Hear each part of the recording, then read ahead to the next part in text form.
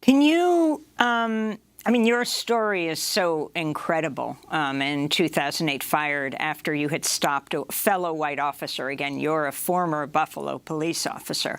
You stopped him from putting a black man who was in handcuffs in a chokehold, and it was you who was fired. But I wanted to ask you about President Biden's visit to Buffalo. He denounced the attack as an act of domestic terrorism and described white supremacy as a poison. You were among at least 200 people who gathered at a rally, leading the crowd in chants while calling for law enforcement to let Robin Gary inside the center where Biden was speaking. Robin Gary, who the shooter had put a gun to their head. Explain what happened. Well, she begged for the life of her daughter, and instead of killing her, he did put the hot gun that he had just killed other people with to her head. At some point, she'll be able to tell you her story herself. So, yeah, what I want to respect that, you know, she's not ready to talk about it yet. But at the same time, you know, this is racist terrorism. We have to call it what it is. We have to deal with the race issue. We have to deal with the hate issue.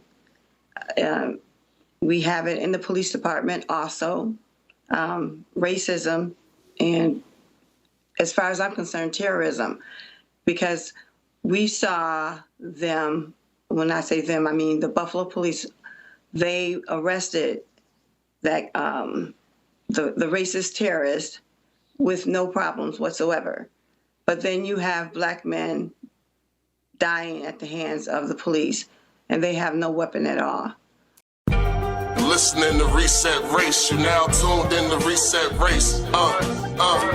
You're listening to Reset Race, you're now tuned in to Reset Race. What? Put them back on the grill again. We grilling them, put them back on the grill again. We grilling them, put them back on the grill again. We grilling them, back on the grill again. We grilling them, You're listening to Reset Race. ADOS need reparations to make America great. You're tuned in to Reset Race. We no longer starving while others eat off our plate. No. You're listening to Reset Race. We focused on our justice claim. We know what is at stake. You're tuned in to Reset Race. You'll find out who really about justice and really who fake. Lineage go back to US Southern plantations. Penniest, Jim Crow, and mass incarceration. Redline and lynchings. We are old from this nation. You're not about justice if you ain't for reparations. MG the wise one. Cousin mother intellectual. Samantha bringing fire. Anti-black, we pressing you. No permanent friends and no permanent enemies. The backbone of the country. To win, you need our energy. You gon' see. Listening to Reset Race. You now tuned in to Reset Race. You're listening to Reset Race. You're now tuned in to Reset Race. Put them back on the grill again. We grilling them. Put them back on the grill again. We grilling them. Put them back on the grill again. We grilling them. Back on the grill again. We grilling them. You're listening to Reset Race. ADOS need reparations to make America great. You're tuned in to Reset Race. We no longer starving while others eat off our plate. No. You're listening to Reset Race. We focused on our justice claim. We know what is at stake. You're tuned in to Reset Race. You'll find out who really about justice and really who fake.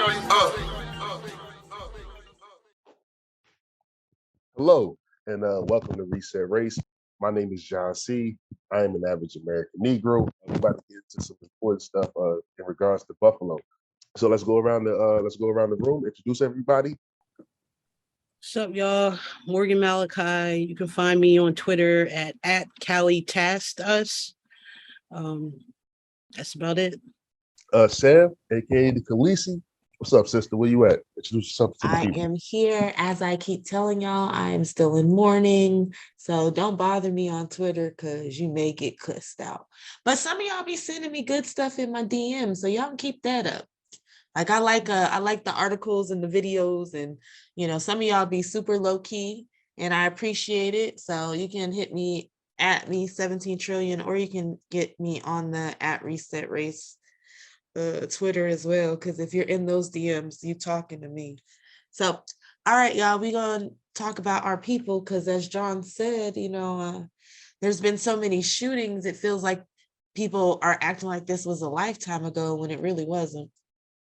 You already know, sis. But the self-proclaimed king of the Negroes, the self-proclaimed leader of the engagement gang, Joey, where you at, bro? All hail King Killmonger. He is I and I am him. Eastside Joey on Twitter. Feel free to contact me there. We can mix it up, get some ideas going back and forth. Engagement gang, I need you in the comments. We got to get these issues into the algorithm. We can't allow these people to forget about what's going on with us. America is shelling out money, just putting it out. 80 billion for Ukraine, $1 billion for this, $1 billion for that. Where's our money? The only way we get to it is if we get our conversations louder. Feed the algorithm. Get your issues into the algorithm. Sure. Be down. Yeah, and share some of the clips with your friends. Found in the We comments. might be a little too wild for your parents and shit, but y'all got at least a couple friends, right? Goddamn. Like, share, and subscribe. I say that for a reason. If you want us to, this message and the conversation continue that we have, like, share, and subscribe, and get in the comments, and let's have the exchange. But last but not least, cousin Mud. Yeah, what's up? They call me Mud. You can find me on my social media at Of Lineage. That's OF Lineage, Twitter and Instagram. I am the creator of Bitter Dose TV. Let's go ahead and get into the show. All right, so we got this article from the Democrat and Chronicle, which is a newspaper out in Rochester, New York. And they talk about, I'll just go ahead and read the title. What great replacement? In Buffalo, Black people say they're being replaced. This ideology, again, talks about replacement, us replacing our white brothers and sisters. No. This is replacement. This is what happens when my people are replaced. I was replaced, okay?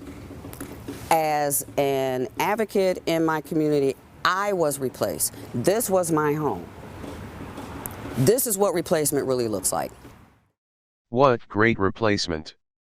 In Buffalo, Black people say they're being replaced. The grapevines of Grape Street are gone now. The cherry trees of Cherry Street were buried by the expressway that tore this neighborhood in half, along with the house where Veronica Hemphill Nichols was born. Arson destroyed the mansion on Peach Street. 3 more houses in the Fruit Belt burned the same night. Hemphill Nichols tried for 16 years to save the houses. Here in the Fruit Belt, the oldest neighborhood for African Americans on Buffalo's East Side, Hemphill Nichols knows every dandelion field was once a home, and every home contained a family, a Black family, like hers, whose dreams died in the dirt where their houses fell. Now it's her turn.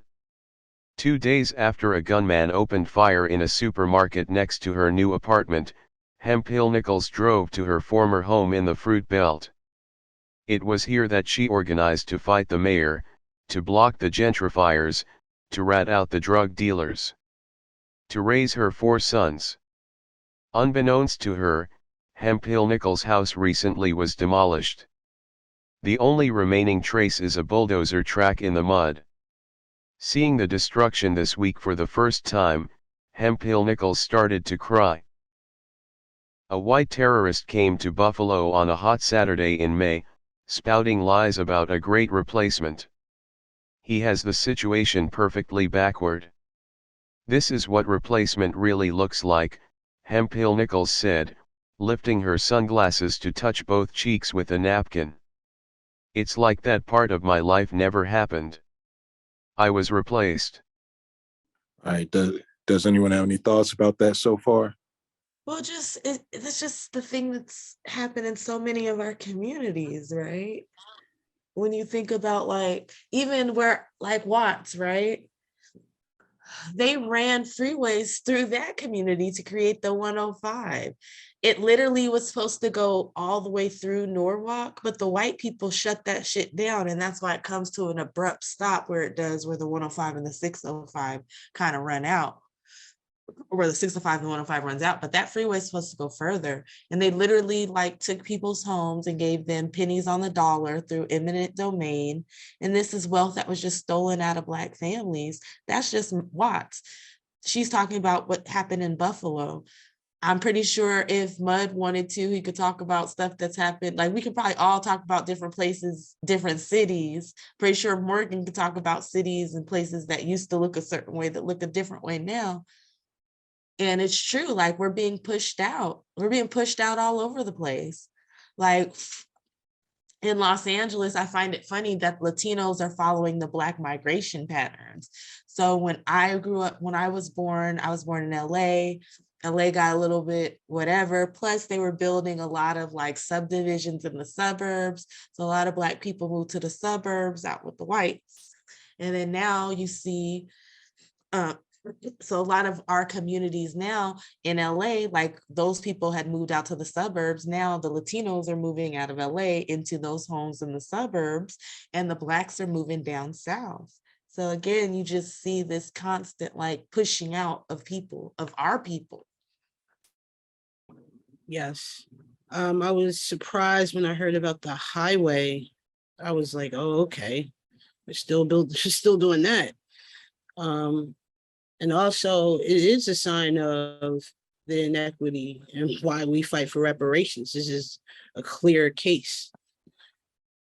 President Biden was welcomed here this morning. A lot of people were grateful that he came to Buffalo to personally deliver condolences on behalf of the country. That was important and generally well received, but not by everybody. You know, I was in an area here just a few meters from where we're standing right now, just after he spoke, and a large group of people were loudly talking about how words are one thing, but actions are actually more important, saying that President Biden and the U.S. government hasn't done enough for the Black community. Here's a little bit of what we heard.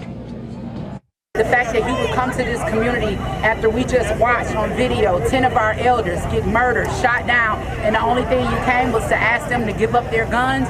We deserve reparations. We deserve the same thing that they have given every other community. Our people were originally brought here to be enslaved indefinitely. There was no other plans for us to have freedom and all these other things that white people talk about. It was for our group, our dynamic. It was no plan for that. It was like, we're going to bring these Negroes here. They're going to be slaves. They couldn't import no more slaves. Then they started making their own slaves, and that was the goal. Then once slavery ended, then it was like, all right, how can we bring these people back close as we can to slavery? That's when you get the 100 years of racial terror and Jim Crow. So then after post-Jim Crow society, now it's like, all right, so they're not slaves anymore. We got them out of Jim Crow. How can we squeeze how can we put them in the Jim Crow? So we got 2 million Black men in prison right now. We got, they're trying to find ways, they always been trying to find ways to put us back into, now it's like, you know what, we don't even really need them no more now. Because they're not slaves no more. We know they ain't going for the bullshit. They're gonna keep fighting. We can't just have them as a permanent labor underclass no more, because we could just bring other people here to do that work now. So we kind of may have to get rid of them.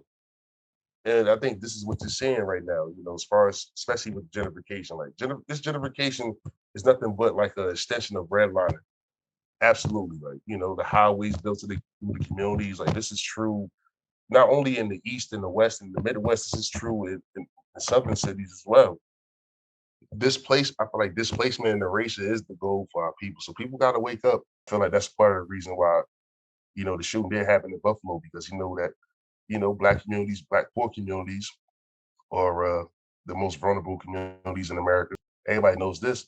And the crazy part is that he came to come shoot up a poor Black community, which everybody knows this is one of the most heavily policed areas in America for Black community. Police is everywhere in our communities. They wasn't there at that Buffalo shooting.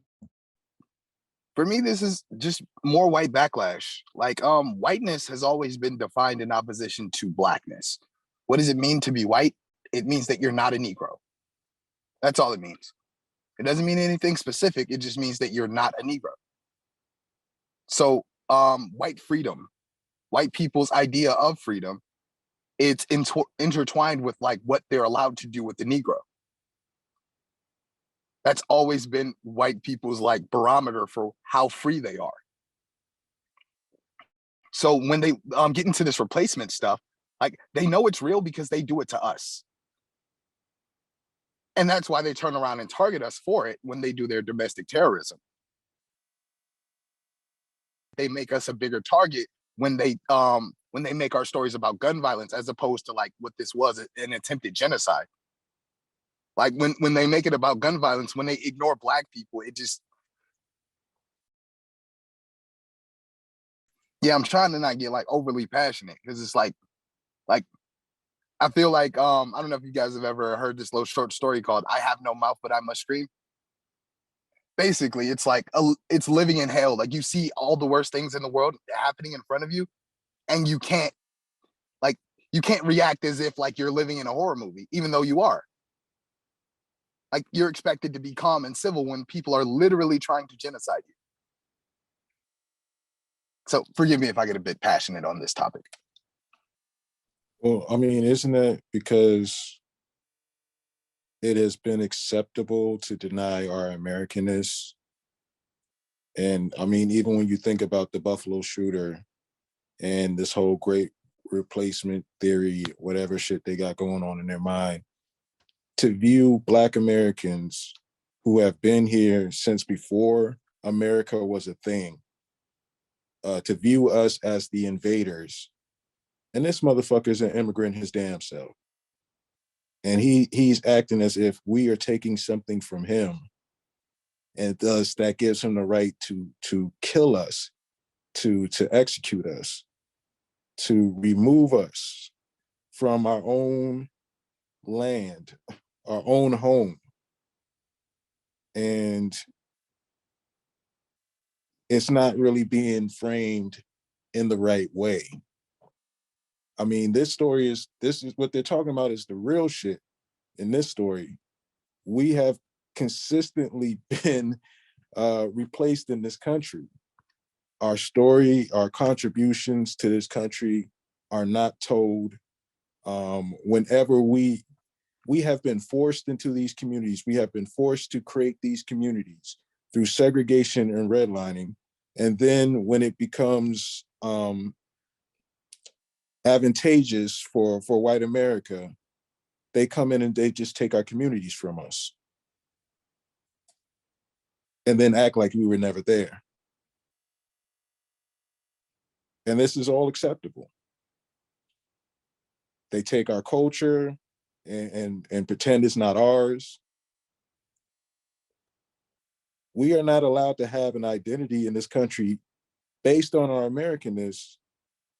And then somehow we're made to be the bigots when we challenge other people in the way they treat us. Them respecting our Americanness and our contribution, it really leaves up to the real. It's not an ideal anymore. America is not like a, you know what I mean? Like, this is an experiment. No, it's not an experiment. This is real now. You Negroes are fully enfranchised and got everything that was taken from them. That makes America better for everybody. Regardless if it doesn't even matter. Like, fuck them. I don't give a fuck. I care about my people. I do too. But I still know, even doing this right now, the backlash, other people will be good. Like, you know what I mean? Like I can't explain it. Like they won't do it though. Because I feel like our oppression is the fuel to keep this car running. I can't, it's fucked up, man. And I hate how it works on both sides, because it's like when we try to talk about the reality of America, they try to connect us to like right-wing politics and shit. And it's like, no, our perspective is different because we're Black. Like when I talk about freedom, I'm not talking about my ability to control other people. I'm talking about my ability to do things. When white people talk about freedom, they're talking about their ability to control people. Facts. It's very, very different. Like it's very different. Like Black nationalism is different from white nationalism. It just is. And like we're tired of being your antagonist. Like, this is what the myth of the black brute is. It's the antagonist that justifies the existence of white people. That justifies the existence of the white shooter. It justifies the existence of the KKK. Of all of them. It just, as long as you have a black brute, you can be a shooter if you want to. Because we need those, apparently. Don't forget the police. Oh, of course. You know, the hero warrior cops with their killology classes and shit.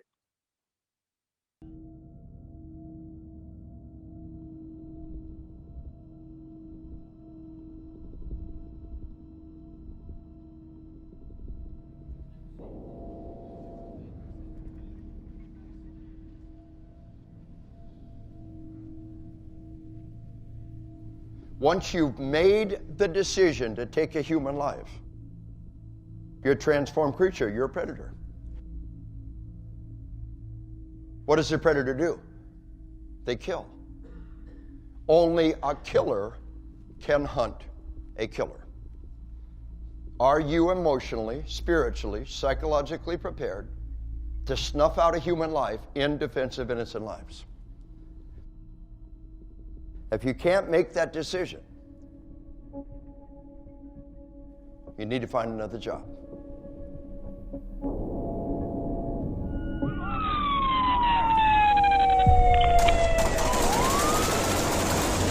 Shots fired! 321, we have shots fired. We have one suspect down.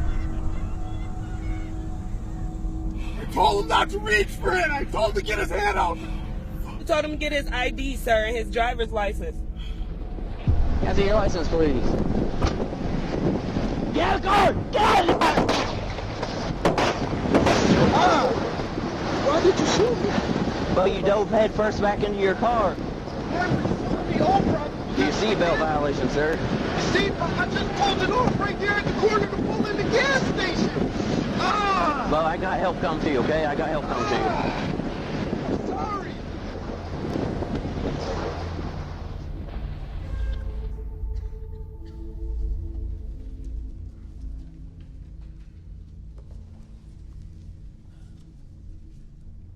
Whenever we survey cops about use of deadly force, they consistently tell us that number one concern is what? Begins with an L. Lawsuits, liability, lawyers, I'm going to get sued.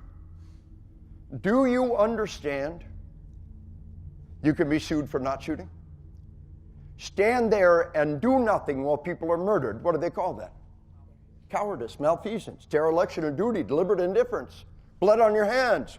We might call it assisted suicide, because the one that dies next might be you, yes? There's only one way out.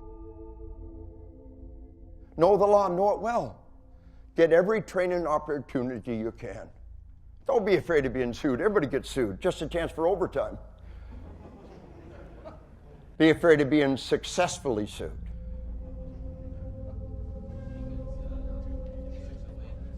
Ecclesiastes 3:3, time to kill, time to heal. Like, every fucking time, like that's what it means to be a nerd. It's to be like the antagonist that justifies white people. And that's what they keep making us. And like, every time we talk about the reality of that, oh, well, you're right wing.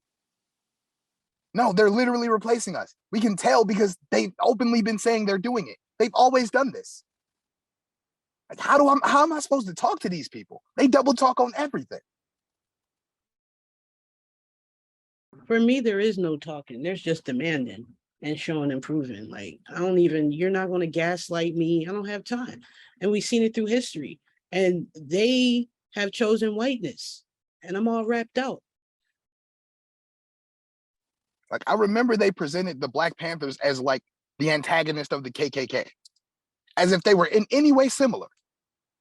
Well, the KKK was radical and the Black Panthers were radical. Like, I remember them presenting Malcolm X like next to like Klansmen and shit, as if like these are the same thing. Never. We've never been like them. We can't be, because whiteness is defined in a direct opposition to who we are. The one thing you can't be is a white Negro. You can be a white Mexican.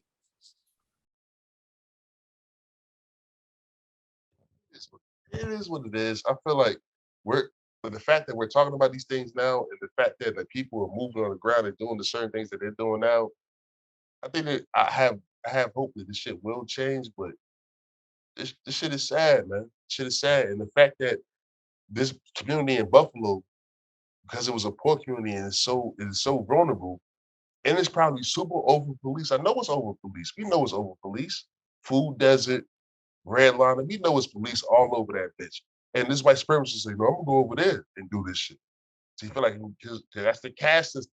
So that's why you cannot connect people through the class dynamics in our community is not the same as the white community or the Asian community or any other, you know what I mean, immigrant community or any other white. It's not the same. This here says I never been here. This says that for 16 years of fighting for my beloved fruit belt and protecting my sons never happened. So when I hear about these white terrorist supremacists espousing the notions that we're trying to replace them, we don't have the power, we don't have the resources, we don't even have the political muscle to even contemplate something like that. That is the last thing on our mind.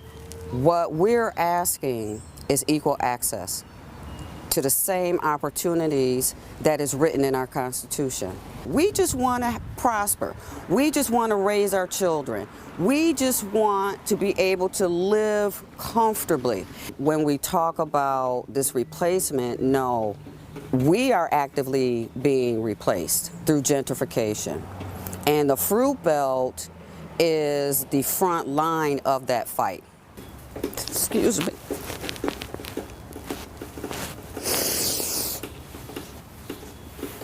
Oh, God.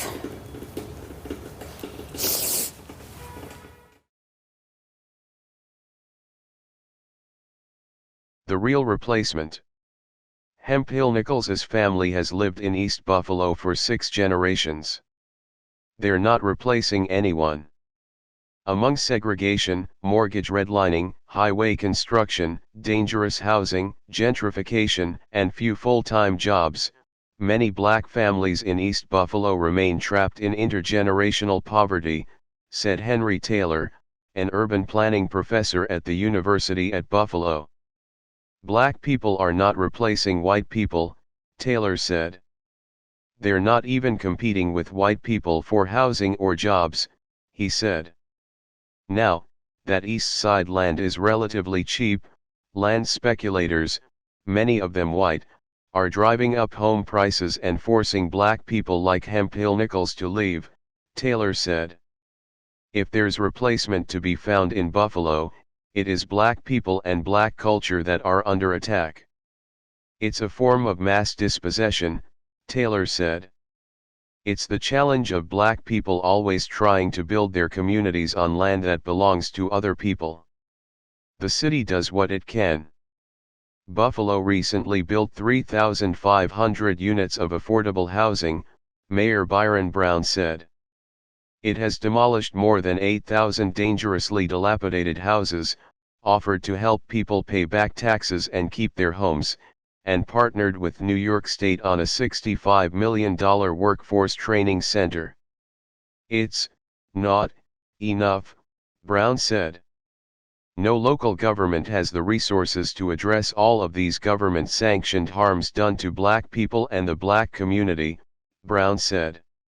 We need federal intervention to address hundreds of years of discrimination, of segregation.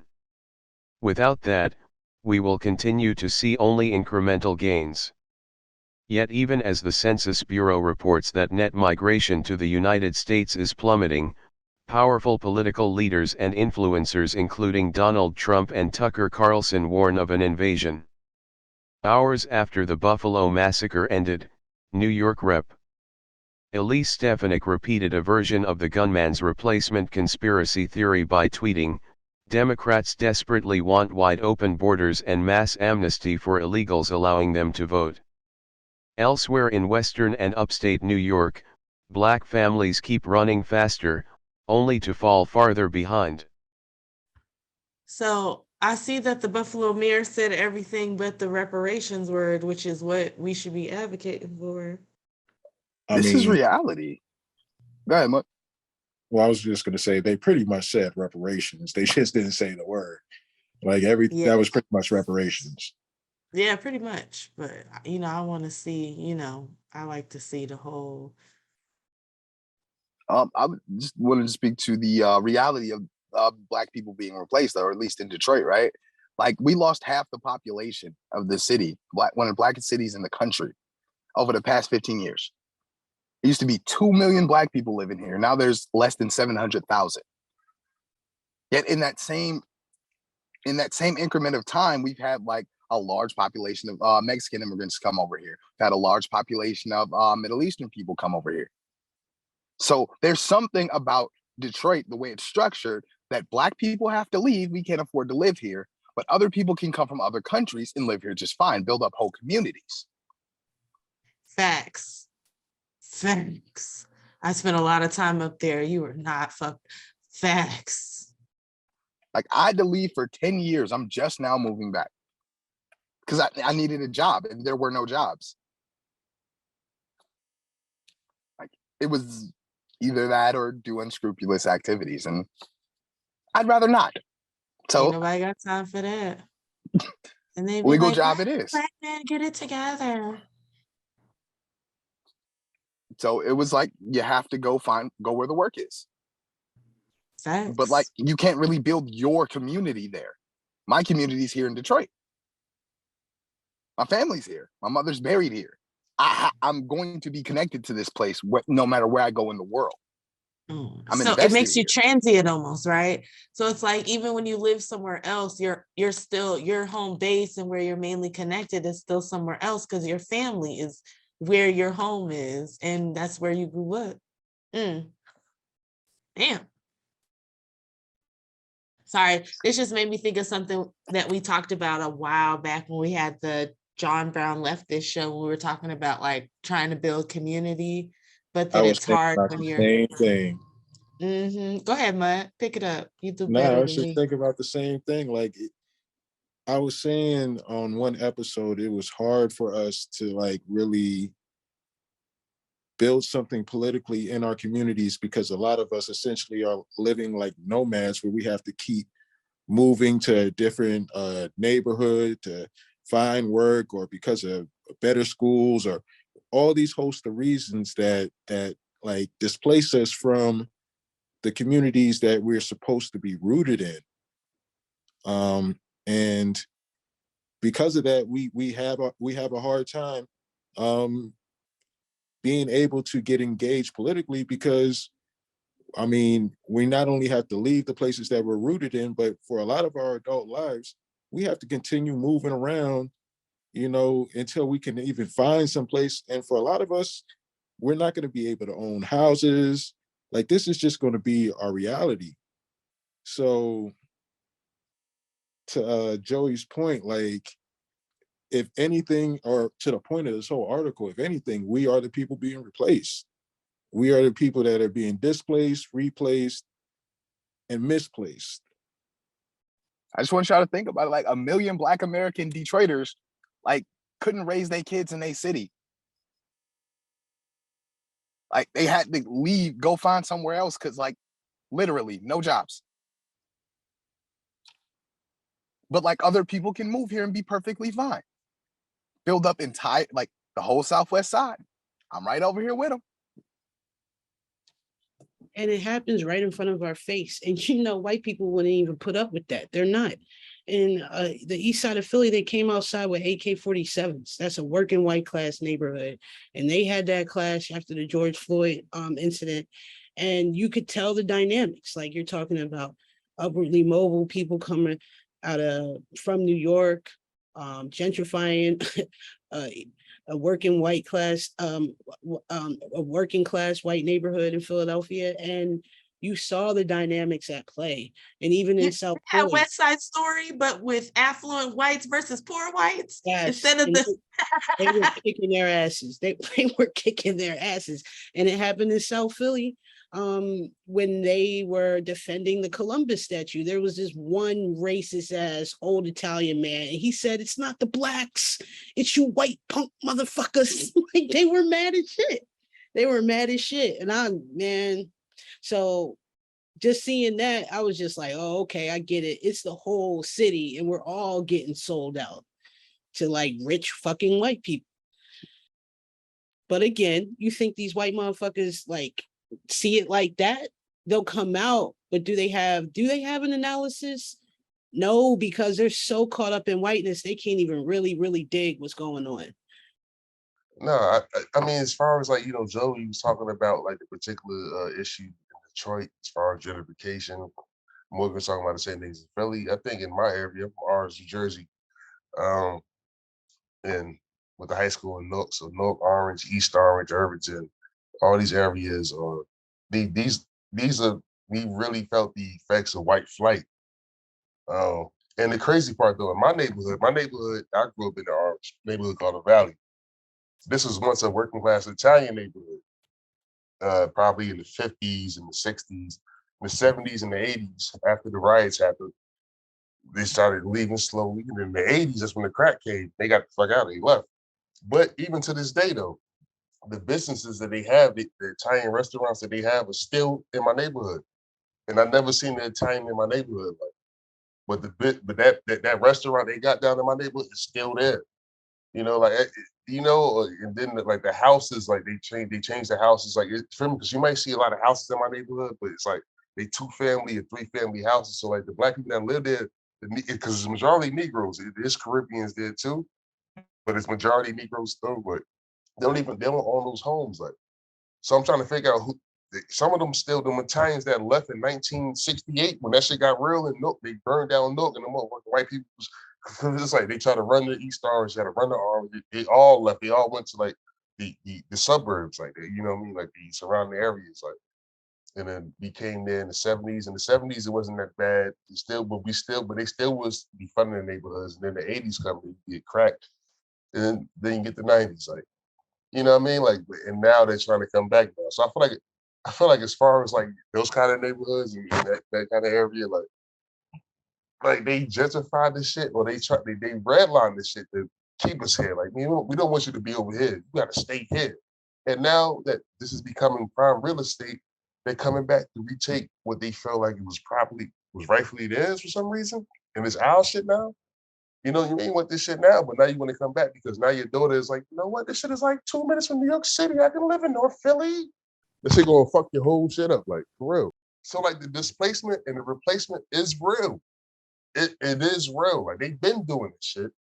And yeah, that's all I got on that shit though. But there's still a racial dynamic. Until you deal with this racial ethnic dynamic, this caste system that we got going on, all the shit that you propose would not fix it. Like you gotta fix us. When you fix us, then it'd be easier to implement universal programs like across class and gender. I'm gonna jump in on this one, and we can either keep it in or we can throw it out. I don't care.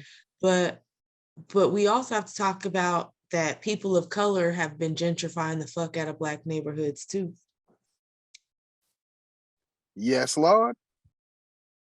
I'm just saying in general, like there's a lot of communities that used to be Black communities that are now brown communities, or now people of color communities. A lot of the times those Negroes got pushed out. That wasn't our choice to give up our neighborhoods. Like, what is it that sets it up where you can come here and move into my neighborhood and there's ways for you to be successful, whereas I can't get those same resources to stay in my neighborhood? When you set up your Spanish restaurant, you're not hiring nobody Black. The menu is in Spanish. You're definitely not hiring nobody Black. But you in Detroit. How are you not hiring nobody Black? What? You're right, though. You can do whatever. You're right. I want to find a way to position my community into a place where you have to pay us now to open your store now. You have to pay us directly. People that's from the community that you're serving, you have to pay us to have commerce here now. Like every other community in this country. My bad. Or we can go one step further. We can just stop patronizing your shit while you in our community and see how that go. Facts. this plays into another thing, the whole economics of it. Like, you're talking about them having to pay us to come into our communities. Well, yeah, they would have to if we own the land and we own the building. That's how that would work. But because we don't, they don't have to do that. And there was another article I sent about the food insecurity shit. This is the problem. Like, if we don't have the ability to service our communities, and these people come in and they operate as someone who can service our community, if they are chased out or whatever the case may be, it's not a guarantee that we're going to be able to step up and take that place. Facts. So even in protest, we're locked into a situation because of the whole economics of this fucking country and how we've been deprived and exploited. We're locked into a situation where we have to depend on outsiders to provide the basics for us. That's the whole thing. I just think that That sounds like an internal colony. It is. That's exactly what it is. We came to East Buffalo to meet people helping residents move forward weeks after the shooting. Katrina Martin Bordeaux is a registered nurse and activist living on the city's east side. East Buffalo is basically the black side of Buffalo. She says issues like disinvestment and neglect have plagued this neighborhood for decades. The east side of Buffalo kind of changed after the 1950s when the 33 Expressway was dropped in the middle of communities, which basically prompted the white flight. Sounds like when the 33 was built, it permanently scarred this community, permanently divided everyone. Once that 33 was dropped, I think pretty quickly people realized that if you stayed in the city, it wasn't gonna work for you. And so people that had the means to leave, they packed up, they left, whereas people that don't have the resources are, they're stuck. Today, Buffalo is one of the nation's most segregated cities. 1/3 of the city's 255,000 residents now live below the poverty line. Most of them live here on the east side. Okay. This is my neighborhood. The Fruit Belt bounce. When Eric Clapper's great-grandparents moved from Germany to Buffalo in the early 1900s, they ran a general store on Grape Street in the Fruit Belt. They sold the store to buy a farm in Snyder, now a suburban community near Buffalo. The old farmhouse became Clapper's childhood home. His parents still live there. Their bedroom is a converted chicken coop.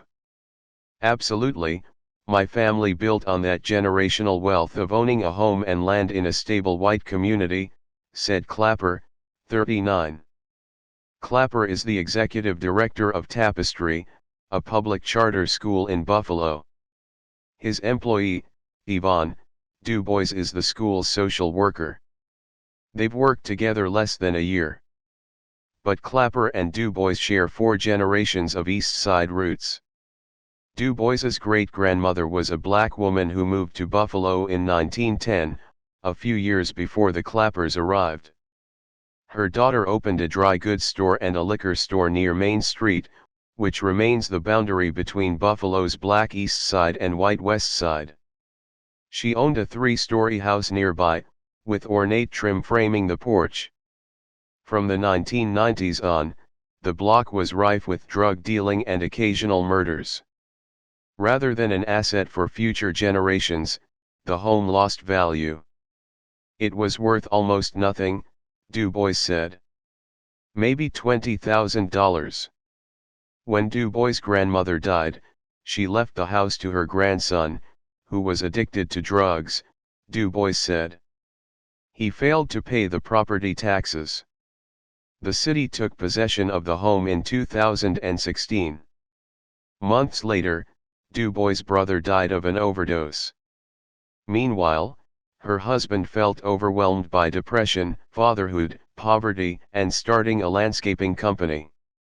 He had no money or insurance for mental health counseling. He died by suicide in 2018.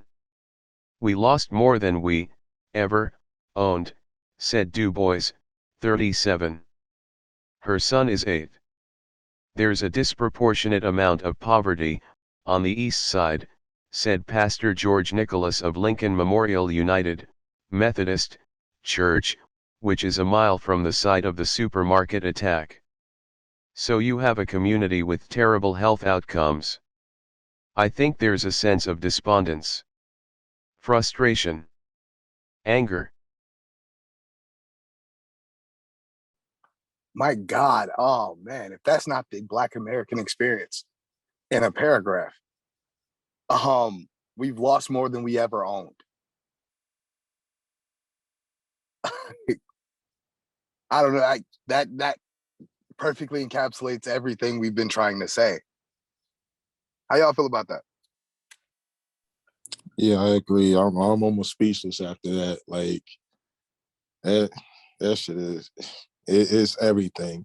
It says everything about the white American experience and the Black American experience. Just comparing those two lives. That's fucking crazy. I'm pretty sure we bring up a redlining match in 1935 when FDR sounded like the Fair Housing Act. We're gonna find the east side of Buffalo. That whole shit gonna be red. It's gonna be red. Like, yeah, man. That shit is really fucked up. They came in 1910, 1920 to the east side of Buffalo. And it's so obvious that redlining is really affecting how, you know what I mean, how those people, our people out there function to that. There's absolutely a correlation with that. Bro. And did you catch the story about the man who committed suicide? Like after starting a landscaping business, after losing his wife, after he was just trying to do everything. He was bootstrapping his way through it, and like he just couldn't do it anymore because there weren't any mental health services. But like that's kind of like the secret for like suicidal Black men in America. Like there's nobody for you to talk to really. Because you can never tell somebody you want to kill yourself because they'll take your guns. And as a Black man in America, you can't afford to give up your access to that. So there's nothing for a suicidal Black man to do. I mean, and then you got to also think about having, like you said, the bootstrapping mentality of I'm going to try to do everything. You also have that generally comes with the idea of like, I have to suck it up. I can't deal with these, like any acknowledgement of like having, problems mentally, you see that as a sign of weakness, and you don't want to really address it in a healthy way because I mean, it feels like you're giving in, like you're acknowledging that you can't do a certain, like you can't be everything. And I mean, the way we're socialized in this country is that the expectation is that we have to do everything, or else we really don't want to solve our problems. The onus is put on us to overcome centuries of deprivation and exploitation, and just do it within our lifetimes. We're supposed to all become individual success stories with all the odds against us, and then not crack under the pressure. Well, hey, man, you ain't lying. That shit is crazy. Like, you're absolutely right. Like, the whole thing is based off our individualism because they use that against us. Like, they use our individual success stories against us, though. You know what I mean? In fact, like, it was a Michael Jordan. Why can't you be Michael Jordan? Like, he's one of the best. Our individual success stories are some of the best people to do what they do in life. That's why you got to go to white people and be like, why can't you be Jeff Bezos? These are literally some of the most extraordinary athletes, entertainers. These people, our athletes, entertainers are top notch. Like I'm talking about globally. Like, you can't beat these people. Like, be like Stevie Wonder. Learn how to learn the piano when you what? Like, so like think about it. Like, so this motherfucker's a white normal dude like Jeff Bezos though, because he has some money. They don't understand that correlation though. But you're right though, because it is a lot of pressure on this. Like, man, fuck that, man. Like, nobody gonna ever gonna help you, so just do it on their own. And I don't know. And real quick, I just wanted to say to the Fresh and Fit guys, this is the story of the people who were here the whole time, who bought the house. They spoke English. These are the quote unquote opportunities that we were being losers, that we were too lazy to take advantage of. Like they own stores, they own businesses, they started businesses, the same like your daddy did, the same that you're so proud of your father for doing. We did all these things too, before you. We're the reason you were able to do it. That's a fact. But somehow, some way, you didn't experience the white terrorism like we did. Just like that white family that lived there. You didn't come here until it was safe from the white terrorism. Was your house devalued to $20,000? If that didn't happen to you, then what the fuck are we even talking about? Shit, man. You ain't lying, man. That's what I'm saying. Like, to me, it's funny to me. Like I said it on another show, say it again. Like the first person who went to college in my family was my great-great-grandmother. Her mother was born a slave, man. You know what I'm saying? Like the woman that raised my mother, her mother was born a slave. That's my great-great-grandmother. My mother's great-grandmother. So at the end of the day, I don't really want to hear all the shit that he's talking about. That shit don't impress me. None of this shit, I don't give a fuck about none of that shit because like I know that my family paid the cost like for being here. They paid the cost for real. Like my great-great-grandmother went to college, got a degree, and then the thing about it, like she had got married and whatever like that. She actually moved to Philly too. Shout out to Morgan. Like she moved to Philly too, like with her husband, the first husband. They lived in Philly and then they ended up moving to New Jersey, probably before the Great Depression, the 1920s. Like, and then she went up there, and you know, at the time it was like, you know, the husband take care of the wife and all that. That didn't work out. So then it was time for her to take care of herself. She had a degree now. This ain't 2022. This is 1922. You know what I mean? Like this ain't 20. So now she has to go into the job market. She has a degree though. She was an educator. She taught kids in South Carolina and everything like that. In New Jersey, this is one of the most liberal states in the country at this time. They would not hire my great-great-grandmother. They would not honor her degree, nothing like that. So what happened was that she had to clean houses, man, for like 30 years, man. Like, this is why defining your identity, or especially your success in relation to Negroes, is just you trying to recreate whiteness. Yes. Buffalo by the numbers. Erie County, which includes Buffalo, is hyper-segregated, according to Henry Taylor's research. Most white people, 84%, live in the suburbs, while 76% of black residents live in the city. Of those, 73% live east of Main Street. This segregation was planned. In 1936, the U.S. Homeowners Loan Corporation invented redlining, by declining to buy mortgages sold to black families, on the presumption that black residents in white areas signaled neighborhood decline. Redlining wasn't banned until the 1977 Community Reinvestment Act, but some lenders continued the practice for decades. In 2015, Buffalo's Evans Bank paid $1 million to settle a lawsuit by the state attorney general, who produced a map drawn by the bank's managers declaring the east side off-limits for loans. In 2021, then-Governor Andrew Cuomo announced a settlement with Buffalo's Hunt Mortgage Corp, finding that the company had demonstrated poor performance in lending to people of color and in minority neighborhoods. Nearly a century after they were created, these policies by government and private companies continue to perpetuate a system of residential apartheid across Buffalo and its suburbs, Taylor wrote. Artificially depressed property values deny most black families the primary asset, homeownership, that white families use to escape poverty and join the middle class. The east side of Buffalo is a community where people are stuck in place, Taylor said. Since 1990, black families steadily lost wealth compared with whites, Taylor found. The median income among black Buffalo residents grew by 6% over 30 years, to $42,000 in 2020.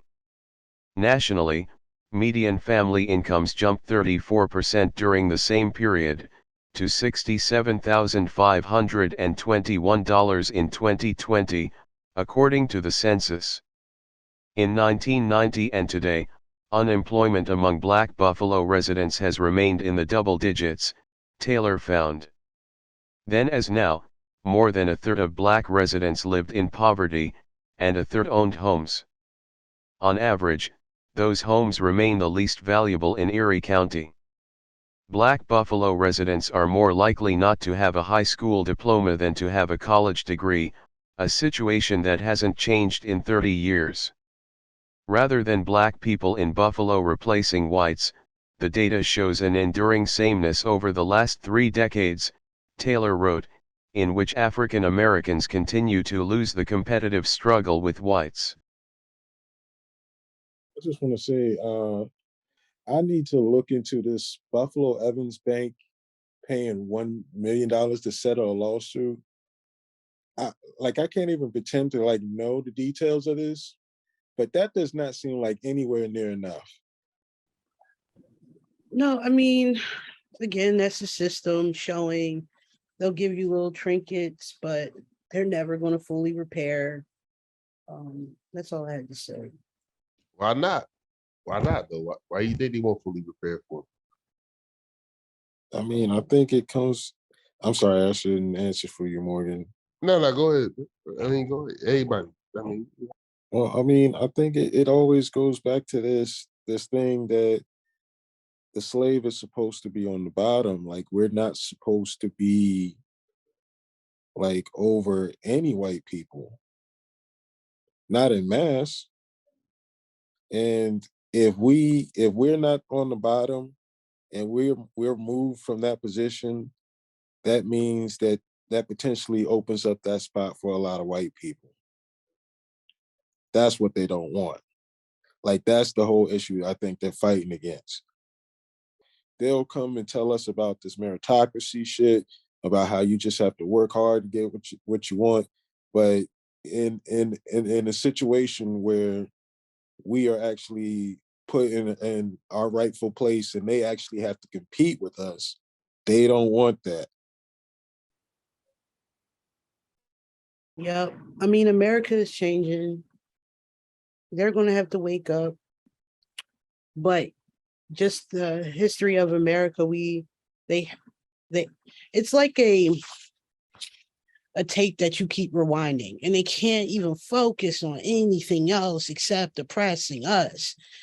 And it's kind of like, that's why I know that we don't have any allies or even any accomplices, because what we're saying is that we don't want to be at the bottom.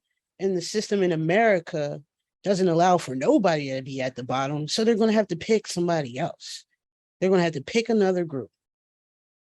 And so for me, that's how I just see this.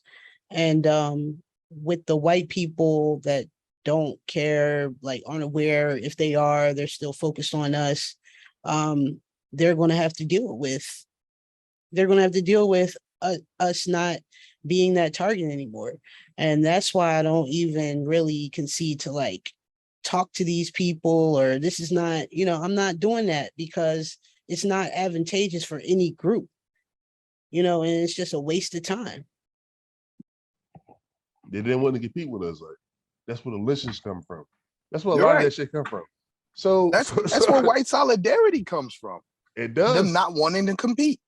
They did not want to compete with formerly released slaves. What?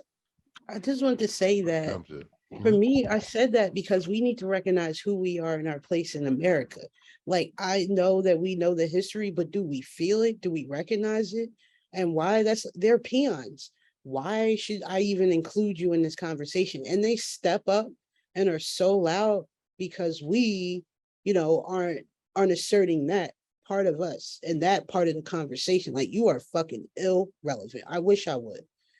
And that lineage conversation that goes into them, and it's like guilt will make you tilt. They get very, very insecure, and they need to be, because you have no place in this conversation. And you'll ask them, my family came here in 1940. 1940? My bad. What? Newcomers. Yeah, you just fucking got here, Bernie Sanders.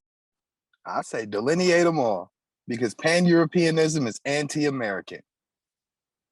It always has been. That's what the Confederacy wanted, and we had to destroy that so we could build these here United States of America. Every time they try to recreate this pan-European idea, it's because they couldn't make it in Europe. So they tried to bring their unsuccessful ass ideology over here to America, where we've already quashed it time and time again. And then they get to acting out. Like that's really what this is. Like even the Buffalo shooting, like he was just auditioning for whiteness. Because like if they don't have Negroes to oppress, then they have to admit that all whiteness is just like the willingness to not compete with other people. What else do you need whiteness for? In what other circumstance are Italian people and Irish people the same? Other than just to do a racism. All right, do y'all want me to go ahead and play the next thing? Yes. Racing to fall behind. If anyone can break this cycle, it's Yvonne Du Bois. She has a bachelor's degree in psychology, a master's in social work and a second master's in business. She has a well-paying job. And her mental health training helps her process her family's many traumas. I really view myself as a person who is supposed to break a lot of generational curses, Du Bois said. Yet she is falling behind. Du Bois had planned to buy a home by 2017. 5 years later, she still rents. Emergency car repairs, replacing lawn mowers for her husband's company, and the cost of heating a 3-story home through Buffalo's winters all made it difficult to save, not to mention the tragedy of her husband's death. Will she ever buy a home, the first step in building generational wealth for her son? I don't know, Du Bois said. I think it will take twice as long as I've been expecting. Du Bois loves her neighborhood and fears it simultaneously. Mostly she fears the young men who stand at the end of her block, selling drugs. Yet for months after her husband died, friends dropped by delivering armloads of paper towels and toilet paper. Others took her car to fill the tank with gas. She loves sitting on her porch to talk with neighbors, drink lemonade, and read a novel. She loves it when children she doesn't know run up to the door and ask her son to play. So it's basically she loves and hates she loves and fears her community all in the same breath. Yeah. And then you see the working hard but not being able to get ahead. And it's frustrating because it's like the last bit of water slid through your fingers and you couldn't catch it to cup it. That's what it is. And nobody cares.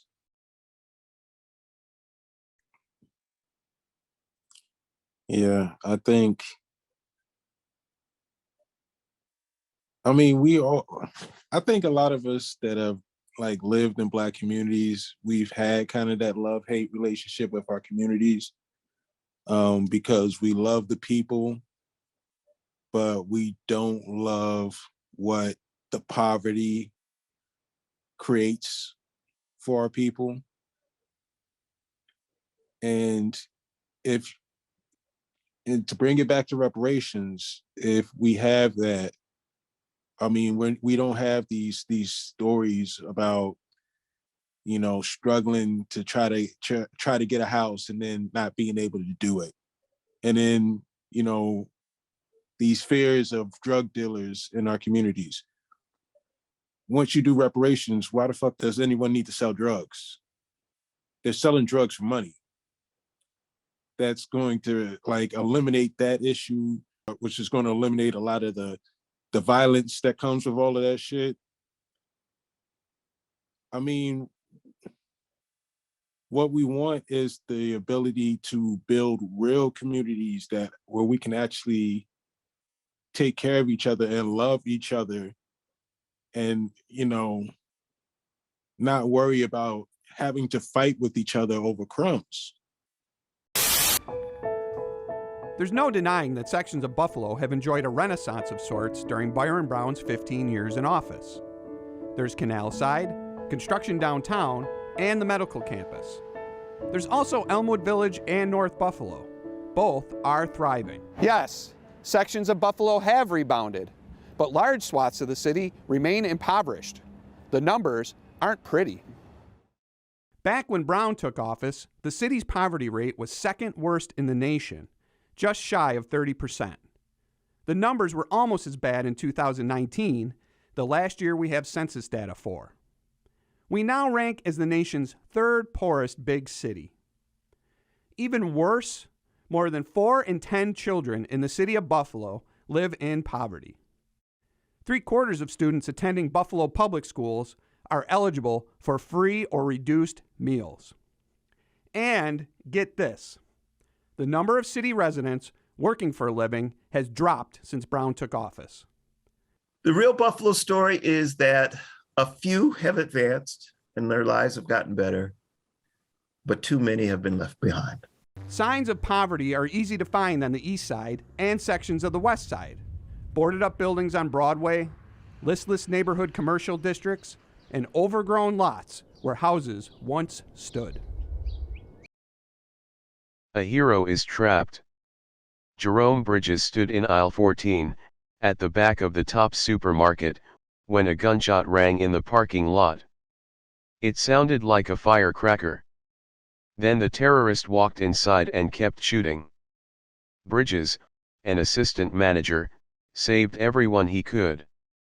He led 2 fellow managers, a cashier, and 6 customers to a conference room behind the dairy case. Bridges heaved an oak table against the door, then pressed his body against the table. He was shooting at the dairy cooler, Bridges, 45, said of the gunman. He knew the layout of the store. It seemed he was trying to hit us people behind the cooler. Tops will pay the store's workers their regular wages while the location remains closed. Bridges will receive a week of free mental health counseling.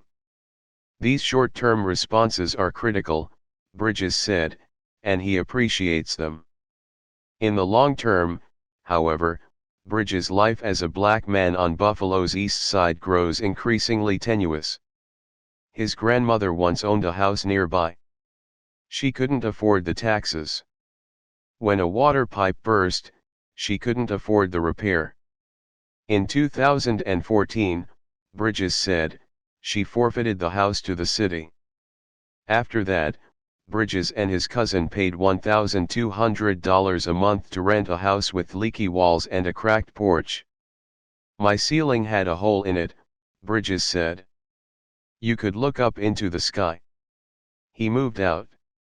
Immediately, the landlord renovated the place, Bridges said. He drove us out on purpose, Bridges said. He said he wanted to fix it up and sell it. Bridges earns $15.70 an hour at Tops. Between the supermarket and a side job as a sneaker store security guard, he works 50 hours a week. Yet he is stuck. Bridges has lived on the east side his entire life. As land speculators drive up rents, he can't afford any of the apartments for rent in his own neighborhood, he said. Buying is another option. The average home in East Buffalo sold for $92,000 in April 2022, according to the real estate company Redfin, a 15% increase over the previous year. Across the region, a 17% spike since last year caused the average home value to reach $210,000 in April, a new record, according to the Buffalo News. With a salary of around $40,000 a year, Bridges could afford the mortgage payment on a typical house anywhere near Buffalo. But even if he paid 10% upfront for a typical East Side house, Bridges can't raise $9,000 cash for a down payment. The prices for houses in Buffalo are ridiculous, Bridges said. So for now, he sleeps on a friend's couch, in a rented house, half a block from Tops. He has no home, no car, no savings. Bridges, a hero of America's latest white supremacist attack, isn't replacing anyone. He can't afford even to stay where he is. They're targeting black people again, Bridges said. And I don't understand why.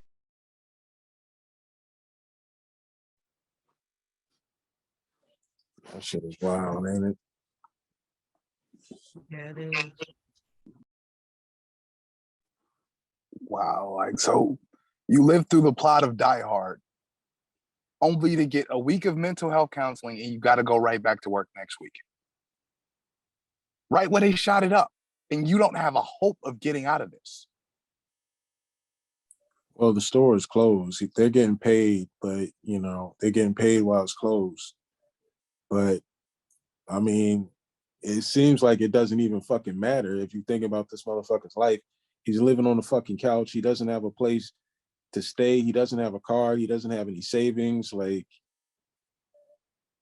I mean, he's stuck.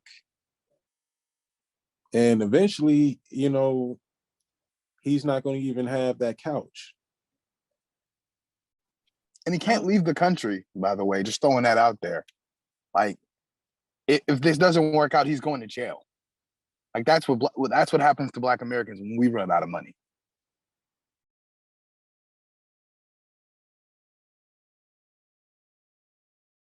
When I think about not getting reparations, it's actually like something that will not happen, because you're going to have us, what, in the middle of the Atlantic Ocean, like Waterworld.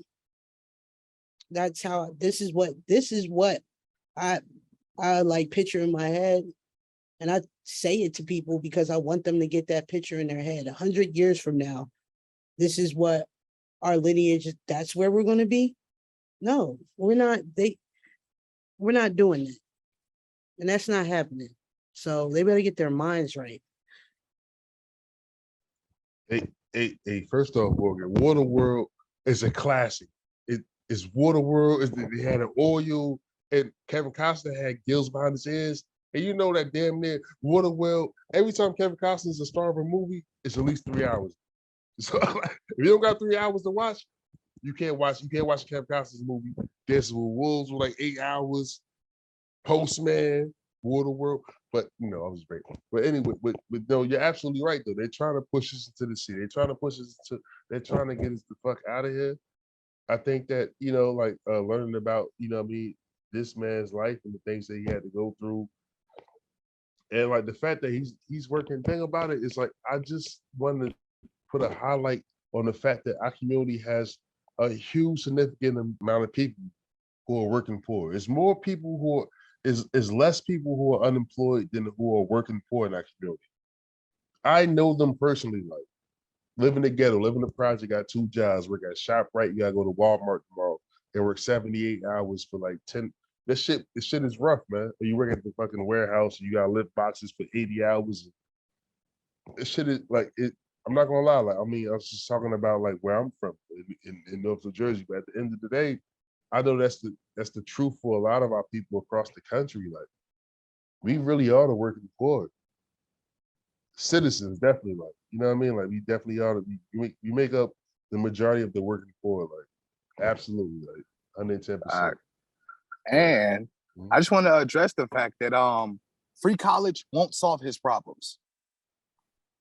Give him Medicare for all today, and he's still stuck. Yep. Clear his student debt, he's still stuck. He still can't get that $9 grand to get him a house. How about $15 an hour? Would that help him get a house? $15 an hour? If he can Nothing. Get a home. Okay. So like this whole idea, we gonna build coalitions when this is how we living? You cannot ignore reparations. Reparations is the only thing that changes this man's circumstances. He is 45 years old, doing his best. This man's a hero, an American hero. He just straight John McClane that whole situation, put his body on the line.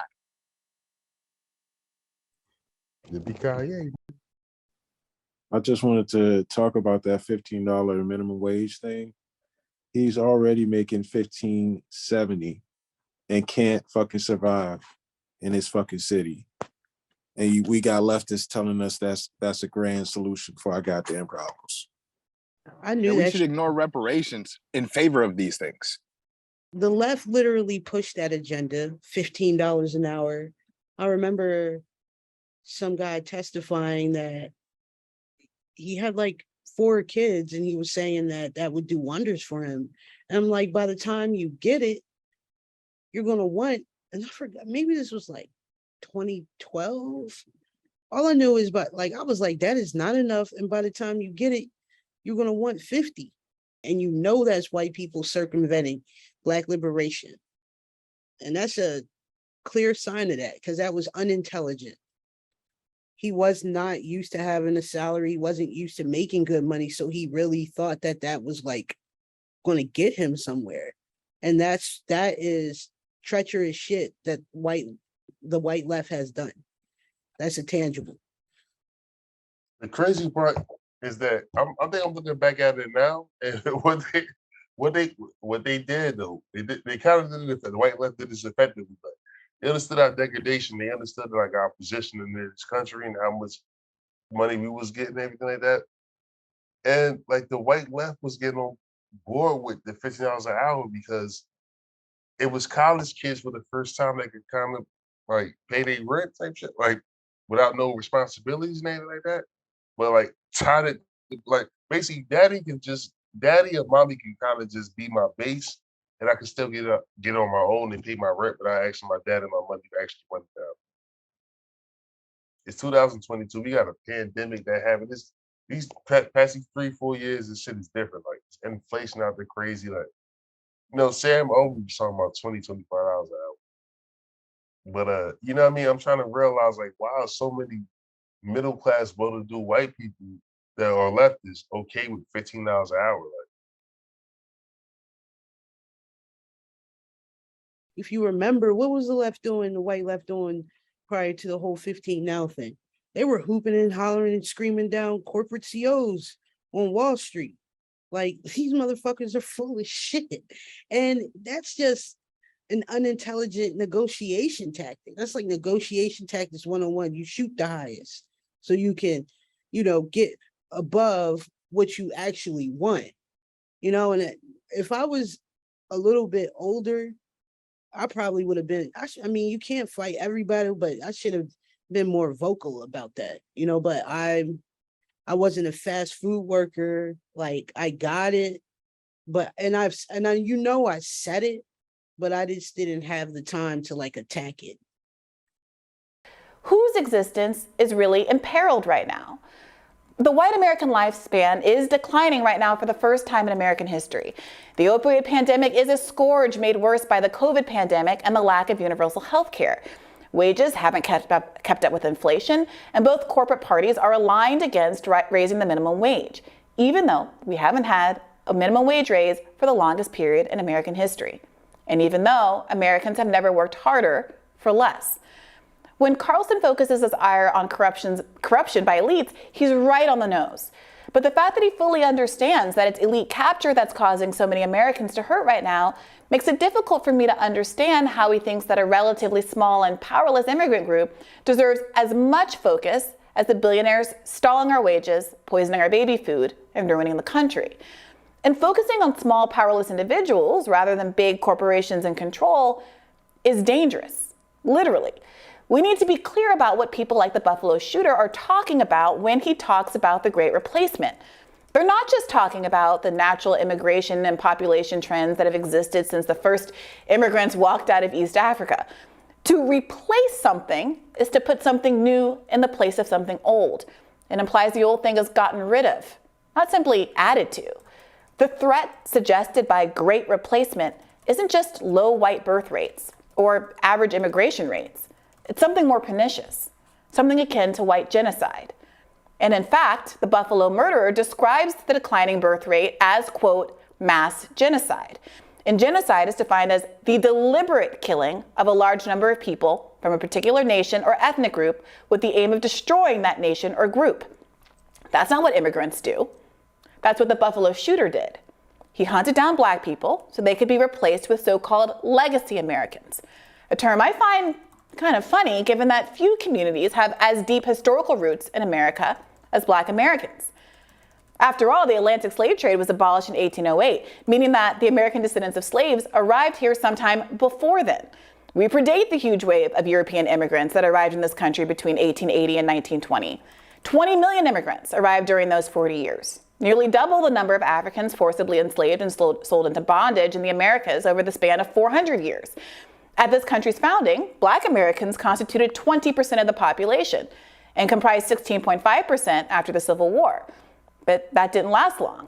By 1920, at the end of the great wave of European immigration, the original racial fabric of this country had changed. The legacy Americans, Black Americans, had largely been replaced. Now, I'm not sincerely arguing for a Black version of replacement theory. Listening to Reset Race, you now tuned in to Reset Race. You're listening to Reset Race, you're now tuned in to Reset Race. What? Put them back on the grill again. We grilling them. Put them back on the grill again. We grilling them. Put them back on the grill again. We grilling them. Back on the grill again. We grilling them. You're listening to Reset Race. ADOS need reparations to make America great. You're tuned in to Reset Race. We no longer starving while others eat off our plate. No. You're listening to Reset Race. We focused on our justice claim. We know what is at stake. You're tuned in to Reset Race. You'll find out who really about justice and really who fake. On the edge, go back to US Southern plantations. Penniage, Jim Crow, and mass incarceration. Redlining lynchings, we are old from this nation. You're not about justice if you ain't for reparations. MG, the wise one, cousin, mother, intellectual. Samantha bringing fire, anti-black, we pressing you. No permanent friends and no permanent enemies. The backbone of the country, to win, you need our energy. You gon' see? Listening to Reset Race. You now tuned in to Reset Race.